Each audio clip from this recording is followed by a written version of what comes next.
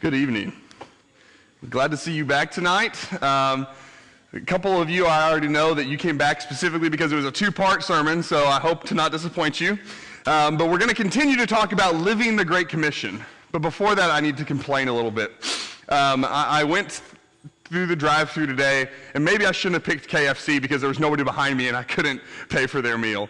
But next time I'll pick a more popular restaurant. That wasn't my complaint. But this morning, if you were here, we began to talk about living the Great Commission. And it was more of the, not necessarily emotional side of it, but the how we see other people. How do we view the lost people in the world around us? And we talked about how Jesus saw them. How he saw the woman at the well, and he ignored her past. How he felt compassion on the people following him. Do we have that compassion? And how he washed the disciples' feet and put his needs behind theirs. And then the 10 lepers and how he was always looking to help. And so we've been talking about this, but tonight we're going to see more of a different side. Because this side is more of a call to action. That yes, we have to see people through that light, but are we going to act upon it? How to have a heart like Jesus did. Because it's one thing to see people through Jesus' eyes, and it's one thing to see them as lost and to see all that, but it's a whole nother thing when we see how Jesus actually interacted with people. It's one thing to feel something about somebody. It's one thing to feel compassion, and it's one thing to feel sorry and empathize and sympathize with somebody, but it's a whole different thing for us to act upon those feelings. And so we see this predicament that we have, all of us have a disease. Humankind has a disease of sin. And really it's a disease that is linked back to just being human. That our very nature, because of our flesh, because of our body, is sinful. Our very nature, it's a disease to our spirit. And so we have this disease, and we oftentimes ignore our own and see other people's, but what we see oftentimes is different from what the reality is. You see, we see people as individuals. And they're just doing their thing, and I'm doing my thing. That as long as you stay over there and I stay over here, we're separate. Maybe not even separate, but that you have your fight and I have mine. And we see people as individuals. And rightly so, to an extent. But we don't think about them in the same way that we ought to. We see people as separate. As I'm doing my walk with Christ and you're doing yours, and we can disagree, let's just not interfere. We see people as individuals rather than the way we should see them. And we'll talk about that in a second. We also see people as hindrances. And maybe this is, you don't experience this, but I do from time to time. People interfere with my walk, so I'll just push them to the side. Have you ever been cut off in traffic? Have you ever somebody shouted at you in the grocery store? And it's a struggle to not want to say, just get out of my life. And maybe that's maybe not even those people, but people who are in the auditorium with us tonight, that they maybe have become a hindrance to your walk. And you just want to push them out of your life. That maybe even fellow Christians become a hindrance to you. I hate crowds. I'm a tall guy, and so I can usually see over crowds. And so you would think I would have no problem with it. I could just walk through a crowded Six Flags and just see over everybody. But I just can't stand it. I hate amusement parks because it gets so crowded, and I'm just like, when you're a big guy, if you knock somebody, they're going to fall and they're going to break an arm. But people are bumping you left and right, and it's like, well, I can't, I'm just getting knocked around. I hate crowds. Because if I were to push back, we'd have a problem, because I don't know my own strength when it comes to little tiny people. But that's the way we see others sometimes. It's just hindrances. It's just a crowd I'm just trying to get through, and I'm trying to get to my place. I'm not really worried about anybody else. They're in my way. And that's how we sometimes view our Christianity. That I'm just trying to get to a point, and by myself, it's all about me, and I'm an individual, and there are hindrances, and we don't see people in the way that we ought to. People just interfere with our walks, and so we ignore them altogether. Sometimes we also see people, and this one's dangerous, as lesser beings, lesser people. We don't say this, maybe we don't even think it, but our actions say, I'm more important than you are. I'm more important. What I need, what I think, what I feel is more important than you. And so we put people below us. In our minds, we have God and Jesus, us, and everybody else. When in actuality, that's totally not the case. But we put people down here below us because they're just people. They're just others.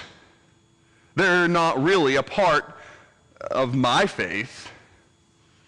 We see and we don't, and again, I don't think anybody thinks this, or anybody even, maybe people say this, but we act as though often, and I'm saying we, not just as a church, but as a culture, act as though everybody else is lesser than I am.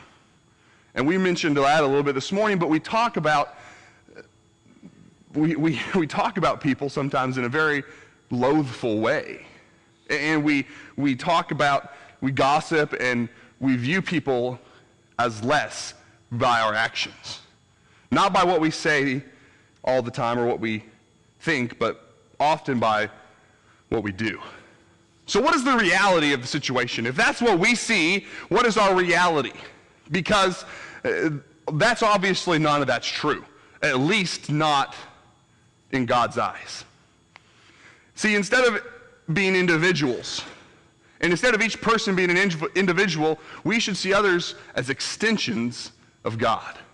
As extensions of the people, or extensions of the God who created us. Genesis 1:26, God says, let us create man in our image. Each person in here, each person you've ever seen, each person you ever will see was created in God's image. They're an extension of God. They belong, because of their nature, because of their spiritual nature, they are an extension of God, not just an individual. We are all connected because of this disease that we call humanity, humankind. We are all connected to God through it. We are all extensions made in the image of God.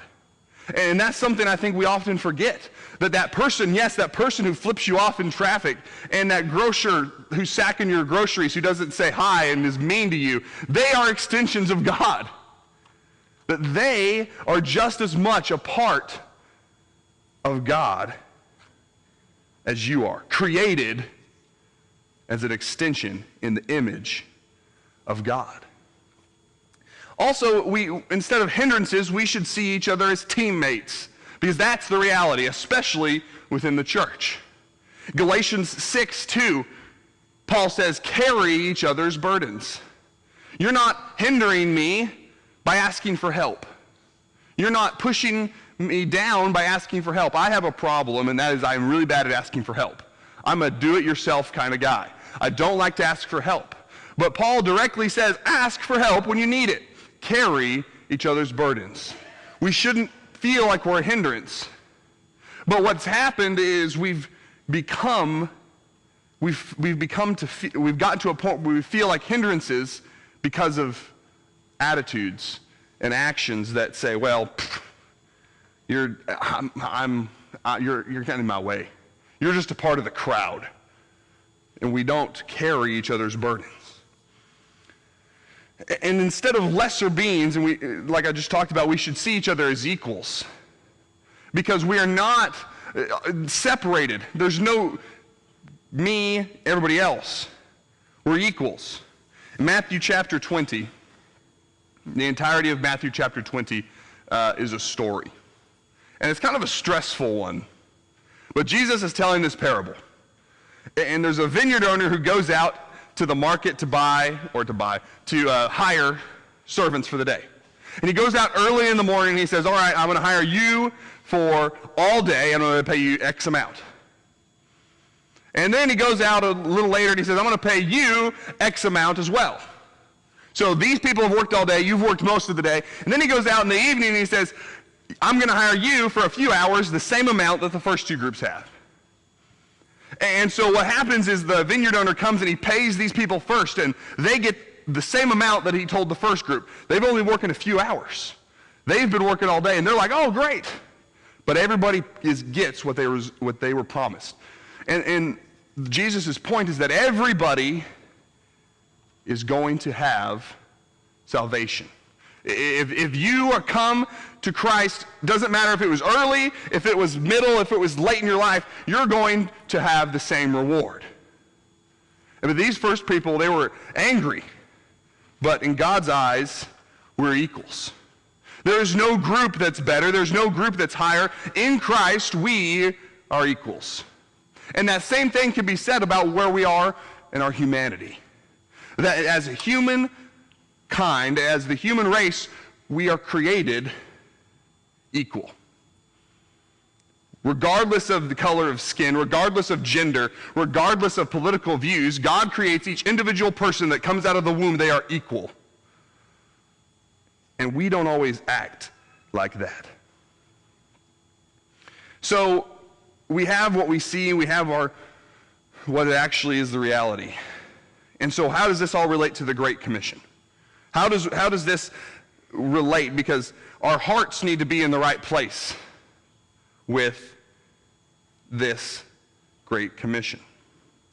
You see, first of all, we got to understand that, yes, we are extensions of God. We are one with God. So how does that look? How does our actions show that we are all one in God? It's not treating people differently. It's looking at the people I see and realizing that they are just as lost, maybe as I once was. That before I came to Christ, I was gone, I was lost, I was as good as dead. And now I'm in Christ and that person is there now.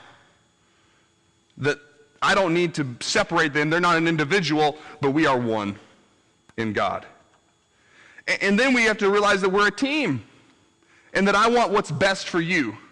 Because when you're on a team, ideally, you want what's best for your teammates. And I say ideally because especially in modern sports, it's all about the individual. But that's not the model that anybody wants. As a team, not only as Christians, but as mankind, we should want what's best for each other. Because our hearts should be in such a place that says, I want you to be in heaven with me. Teammates. And also that we're equals. We're in this together. It's not me against you. I'm not trying to get to heaven before you do. I'm trying to bring you to heaven with me. It's not a race to heaven. It's not me against you. But it's caring about the fate of your fellow man. Do we care about the fate of those around us? So, now what? Or when we see people the way Jesus saw people, and when we feel about people the way Jesus felt, and when we take action upon those feelings, the response is to want to spread the gospel. The Great Commission, go to all the world.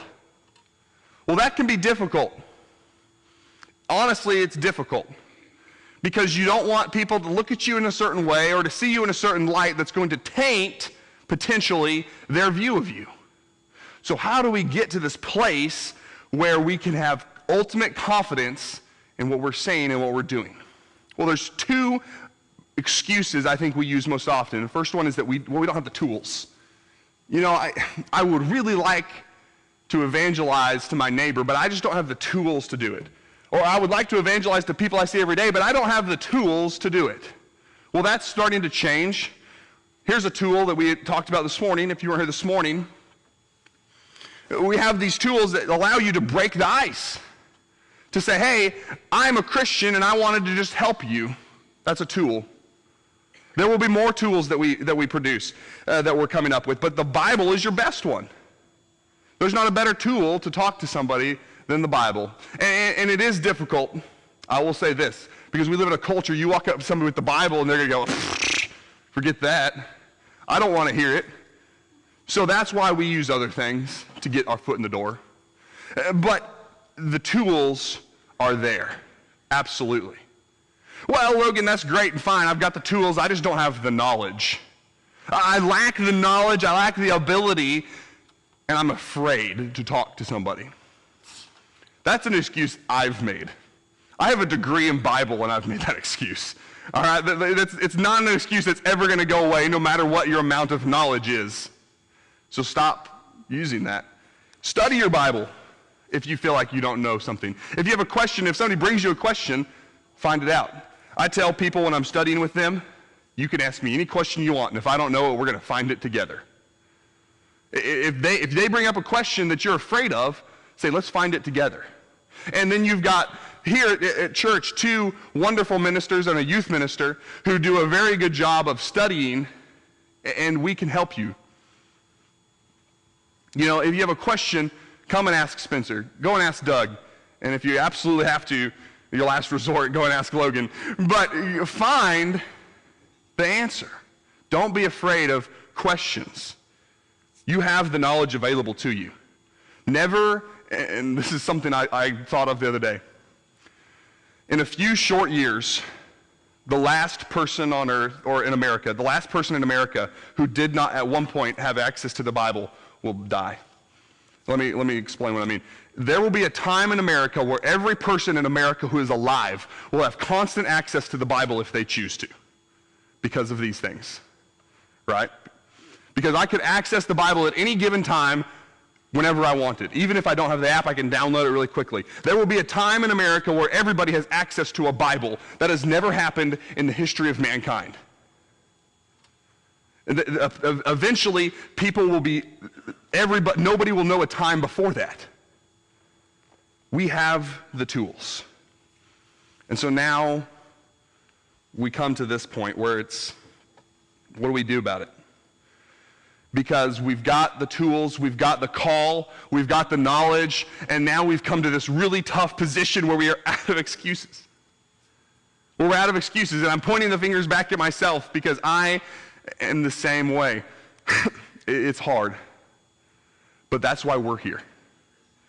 Because if you struggle with this, if you struggle with talking to your friends and your neighbors, come here for support. Come here for courage. Come here to be built up. I almost fell off the stage.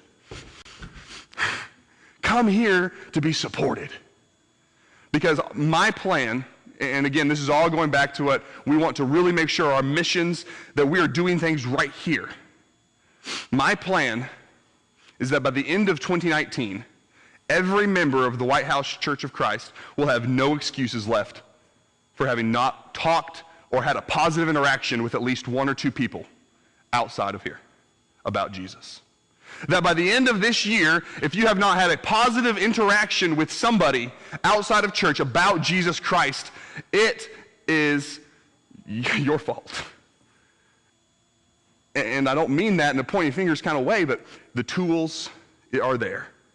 The knowledge is there. The call is there. And what will you do with it? You've been given this great gift. You can hoard it or you can share it. And I'm excited because Jesus has given us a time and a place where it's so easy to talk to people. Because they have their own Bibles and they can look things up and they can realize, oh man, that's right. Let's not ignore the gifts that we've been given. And obviously this lesson tonight is for people who are already members, who are already become Christians and they've made that commitment. But again, if you are not part of the Lord's church and you would like to buy into that gift and become a part of the church and become a part of those people who are called to go to all the world, then you can do that. But if you're not, and if you've already been a part of the church and you've been failing to go to the world, and you've been failing to talk to your friends and to talk to your neighbors and to talk to your coworkers about your faith, and you need help, then you can do that tonight. And you can ask for prayers of support. Honestly, it would not be something that would be awful. It would be amazing if we had 6 or 7 people come forward right here and say, I need prayers of strength this week because I'm going to talk to somebody I've been trying to talk to for a long time. And we want to pray for you. If you want strength and if you want specific encouragement, we'll pray for encouragement generally. But if you want your name mentioned to God for strength, come now.